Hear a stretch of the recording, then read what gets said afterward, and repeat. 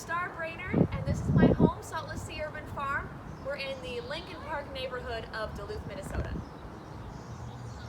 I first purchased the house in December 2018. It was pretty rough and very overgrown in a lot of the yard. I'm on a half-acre lot, and this year I'll probably have under a quarter acre in production. So this is the farm.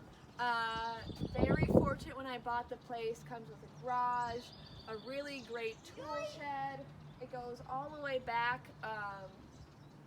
to sort of where the back fence is. A duck barn, which we'll go and visit in a second. Sort of a hodgepodge outbuilding. Also really grateful when I came to this building. It had a lot of perennials. So right behind me, these are really productive elderberry shrubs. There's gooseberries, there's roses, crabapple, other apples in the back. It's a really great starting place to start a farm. These are my indoor grow shelves. I have grow lights, and right now there's a lot of my starts, but eventually this will be all microgreens once this evening gets going. So this is a really great high turnover, low space product that you can do is microgreens.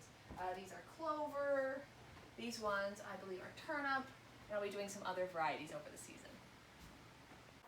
Another product I'll be doing this season are duck eggs. It's really been a joy raising the ducks. They are so fun, and I'm finally at a point where all the ducks are producing regularly. Something to consider for urban farming is zoning for things like small livestock. I found farming through my interest in environmentalism and being outdoors. In my undergrad, I found permaculture, which is a school of sort of landscape design thought that focuses on mimicking nature. From there, I got interested in sustainable farming and also trying to figure out how these permaculture ideas could be made economic. So right here we have a Poogle Culture Bed. So a Poogle Culture Bed is basically a trench with lots of wood and then piled up with soil and compost on top of it. And the idea is that the wood slowly decomposes and acts as a sponge and also provides nutrients. So it's like a compost pile from the inside out.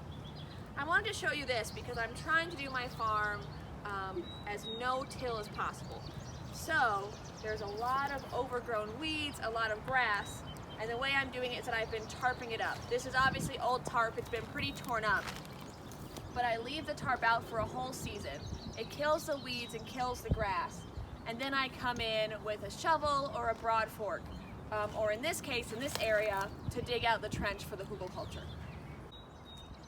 So here's my back garden. This is going to be the main market garden area. I'm slowly building out raised beds, trying to kill off the grass. A major challenge of being in an urban environment is that it's very marginal soil. This was all weedy. That part of the lawn over there actually used to be a house, so I had to test the soil to make sure there weren't any issues with it. But I'm very optimistic. I'm trying to build these beds on contour so they catch the rainwater as it runs down the hill and reduces the amount of runoff. So all different things to consider when designing the farm. These are the bees I keep on my property. This is a really great partnership between Saltless Sea Urban Farm and Junebug Bee Farm. I help out Claire, the owner of the bee farm, when she comes by, and these bees do great pollination services for us. It's great too because this isn't really great growing ground, it's very uneven, so it's a perfect place for the bees. And over here I have a small orchard going in. So I have a bunch of hazelnuts that were here before, we got some choke cherry, got some thimbleberry. I love those sort of uncommon types of berries. And I see this sort of as my laboratory to learn about what grows well here for the future when I might be expanding to a larger operation. I've enlisted a lot of family and friends into the project of turning this urban lot into a productive farm.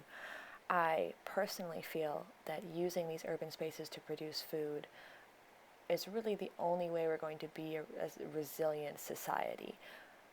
Production and land management is really an uphill battle, but so is the business aspect of running a farm. That's something that a lot of farmers really struggle at, and for me is probably the steepest learning curve. There's lots of opportunities for doing urban agriculture here in Duluth. We have a lot of green space in the city. We're very, very lucky. I also worked for the Duluth Community Garden Program, and so that's a more nonprofit venture in supporting people in growing food in urban environments.